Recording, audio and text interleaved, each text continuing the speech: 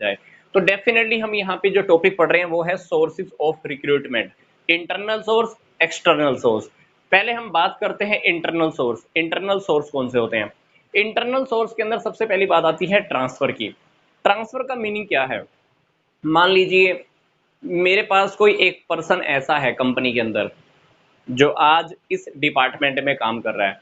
हमारी एक फर्म और भी है, हमारी एक ब्रांच और भी है दिल्ली के अंदर। तो मैं अपने उस पर्सन को यहाँ से वहाँ ट्रांसफ़र कर देता हूँ, दिल्ली वाली ब्रांच में ट्रांसफ़र कर देता हूँ, या दिल्ली से मैंने बॉम्बे ट्रांसफ़र कर दिया, या एक डिपार्टमेंट से दूसरे डिपार्टमेंट के अंदर मैंने उस पर्सन को ट्रांसफ़र कर दिया। तो ट्रांसफ़र कहाँ से होगा?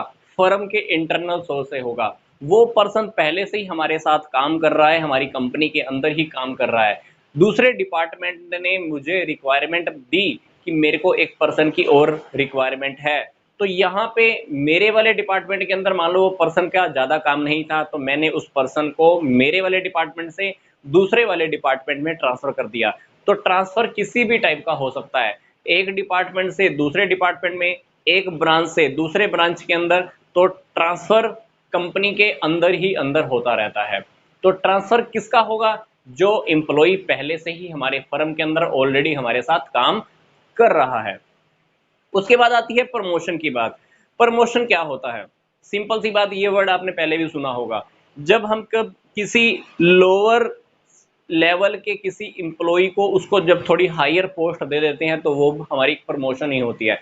कभी कभी आपने कंपनी में देखा होगा कि एक पर्सन बहुत अच्छे से काम कर रहा है, उसकी कंपनी के लिए मोटिवेशन बहुत अच्छी है, वो कंपनी के लिए डेडिकेशन के साथ काम कर रहा है, तो कंपनी क्या करती है, उसी एम्प्लॉई को बहुत अच्छी पोस्ट भी प्रोवाइड करा देती है। तो उसको हम बोलते हैं प्रमोशन। प्रमोशन भी सिंपल सी बात है, कंपनी के या ऑर्गेनाइजेशन के अंदर के बंदे से ही होती है। हमारे पास वो पर्सन पहले से ही काम कर रहा था, बहुत अच्छा काम कर रहा था, तो हमने उसको लगा लो एक हायर पोस्ट के ऊपर अपॉइंट कर दिया, तो उसको हम बोलते हैं प्रमोशन। एक वर्ड डिमोशन भी होता है। डिमोशन के अंदर क्या होता है? मान लो ऊपर से किसी पोस्ट पे एक बंदा है जो अच्छे से काम नहीं कर रहा है, मैंने उसको नीचे वाली पोस्ट के ऊपर भेज दिया, तो डिमोशन भी हो सकता है। तो डिमोशन किस वजह से होता है? कभी कभी काम के अच्छा ना होने की वजह से मोस्ट प्रोबेबली डिमोशन उसी वजह से किया जाता है। पर प्रमोशन होने का मैक्सिमम चांसेस तभी होता है जब एक पर्सन पहले से बहुत अच्छा काम कर रहा है, रेगुलर आ रहा है, छुट्टियां बहुत कम करता है, बिजनेस के लिए उसकी डेडिकेशन 100% है, तो मैनेजमेंट को ये बातें अच्छी लगती हैं, इसलिए उस पर्सन का प्रमोशन कर दिया जाता है। फिर तीसरी बात है ले ऑफ। ले ऑफ एक सेपरेशन की या लगा लो कि स्थायी अलगाव की स्थिति होती है। इसके अंदर क्या करते हैं? मान लो हमारी कंपनी के अंदर काम बहुत कम चल रहा है, काम लगा लो हमारे पास अभी है नहीं, तो मैं कुछ वक्त के लिए अपने एम्प्लॉयज़ को नौकरी से हटा देता हूं, पर उनको मैं ये एश्योरिटी देता हूं, उनको मैं आश्वासन देता हूं कि जब भी मेरी कंपनी के अंदर काम बढ़ेगा, मेरी फैक्ट्री के अंदर काम बढ़ेगा, तो सबसे पहले मैं आप लोगों को ही वापस नौकरी पे रखने वाला हूं। तो ले ऑफ के अंदर क्या होता है? पहले से काफ़ी सारे एम्प्लॉयज़ मान लो मैंने कंपनी में से निकाल के रखे हुए हैं, क्योंकि मेरे पास पहले काम नहीं था, मैंने उन एम्प्लॉयज़ को अलग से रखा हुआ है, वो उनकी लिस्ट मेरे पास है।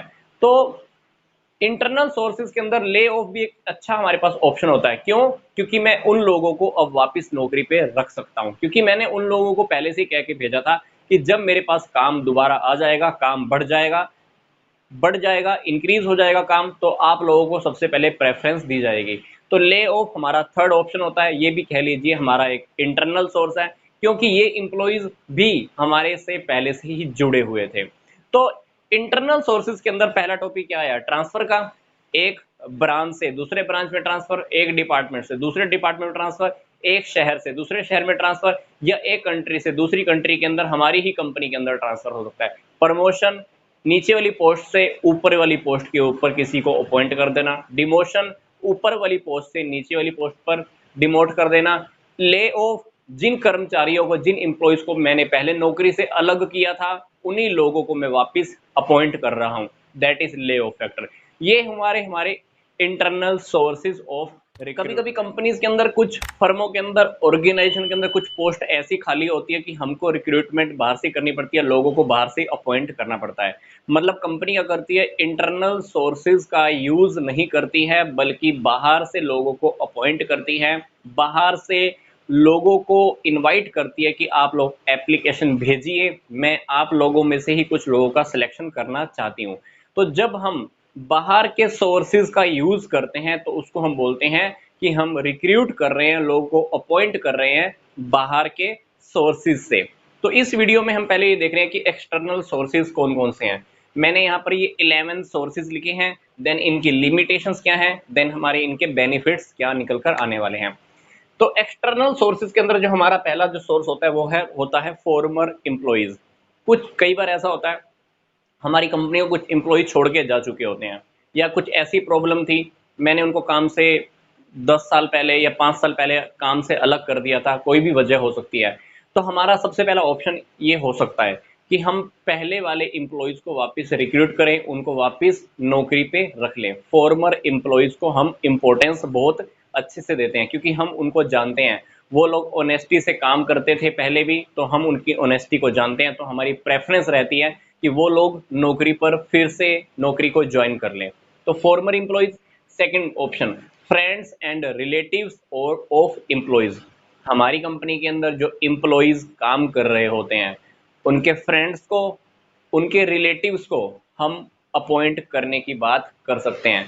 तो हमारे कंपनी के एम्प्लॉयज क्या कर सकते हैं, अपने फ्रेंड से और अपने रिलेटिव से जाकर बात कर सकते हैं कि हमारी कंपनी के अंदर ये पोस्ट वैकेंट है।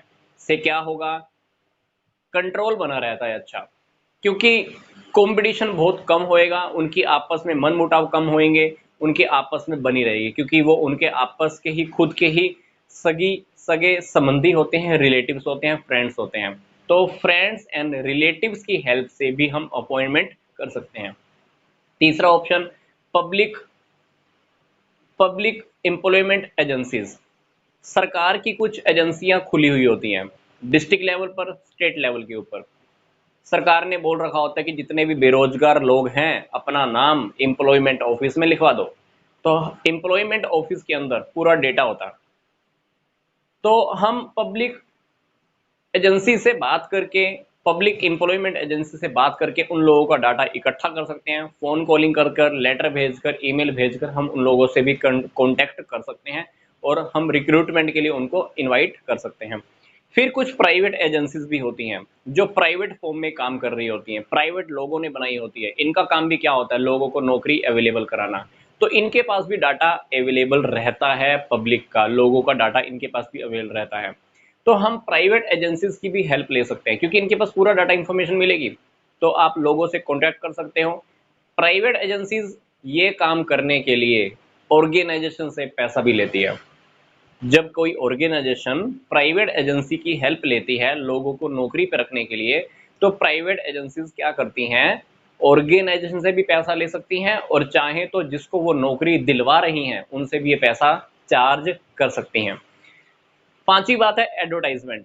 हम एडवर्टाइजमेंट के जरिए भी लोगों को नौकरियों के बारे में बता सकते हैं कि हमारी कंपनी के अंदर इतनी पोस्ट वैकेंट है। तो एडवर्टाइजमेंट के थ्रू, अखबार में हम पूरी इंफॉर्मेशन निकाल देते हैं, मैगजीन्स के थ्रू भी आप पूरी इंफॉर्मेशन निकलवा सकते हो कि हमारी कंपनी में इतनी इतनी पोस्ट वैकेंट पड़ी हुई हैं, पूरी क्वालिफिकेशन क्या चाहिए, कौन सी पोस्ट वैकेंट है, आप पूरी बात एडवर्टाइजमेंट के थ्रू निकाल देते हैं।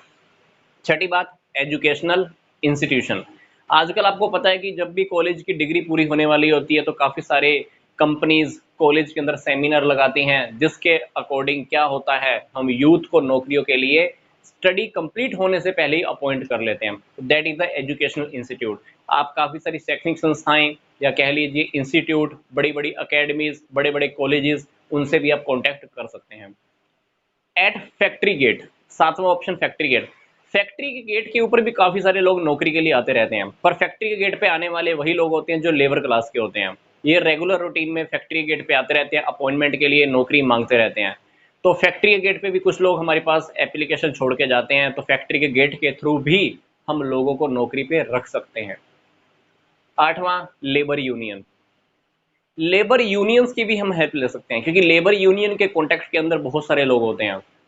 तो हम लेबर यूनियन की हेल्प से भी लोगों को अपॉइंट कर सकते हैं। बेनिफिट क्या होगा, एक तो हमारी ऑर्गेनाइजेशन के साथ कांटेक्ट बना रहता है और दूसरा इनका एम्प्लॉइज के साथ भी कांटेक्ट बना रहता है, और लेबर यूनियन के साथ हमारा रिलेशनशिप भी अच्छा होता है, क्योंकि लेबर यूनियन को ये लगता है कि कंपनी एम्प्लॉइज की अपॉइंटमेंट के लिए मेरे से पूछ रही है, इसलिए लेबर यूनियन का ऑर्गेनाइजेशन के साथ मनमुटाव खत्म होता है, रिलेशनशिप्स अच्छे होते हैं।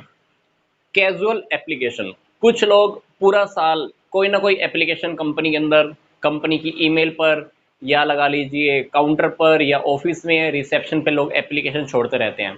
किस लिए? क्योंकि उन लोगों को ये होता है कि हो सकता है कि जब भी कोई सीट खाली हो मुझे नौकरी मिल जाए। तो हमारे पास काफ़ी सारी एप्लीकेशन पहले से ही कंपनी में आके रखी होती हैं, ऑर्गेनाइजेशन के अंदर पड़ी रहती हैं। तो उन एप्लीकेशंस के अंदर से हम उन एप्लीकेशंस में से हम छांट लेते हैं कि किस पर्सन को हम नौकरी के लिए बुला सकते हैं, उसका इंटरव्यू होगा, तो सारी बातें होती रहती हैं।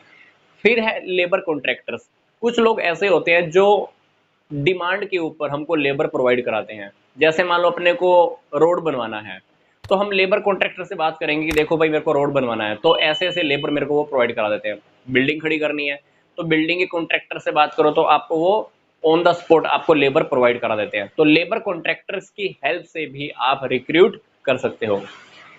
कॉम्पिटिटिव कंसर्न, आपके कंपटीशन के अंदर जो भी कंपनी काम कर रही है, आपकी कंपटीशन के अंदर जो भी फैक्ट्री काम कर रही है, आप उसके एम्प्लॉयज को उठा के लेकर आओ, उनका इंटरव्यू लो, उनको सैलरी ज़्यादा दो, उनको फैसिलिटी ज़्यादा दो, तो डेफिनेटली क्या करेंगे, वो दूसरी कंपनी को छोड़ देंगे, आपकी कंपनी को ज्वाइन कर लेंगे।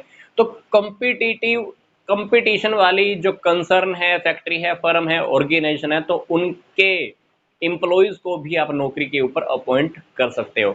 तो ये है हमारे एक्सटर्नल सोर्सेज।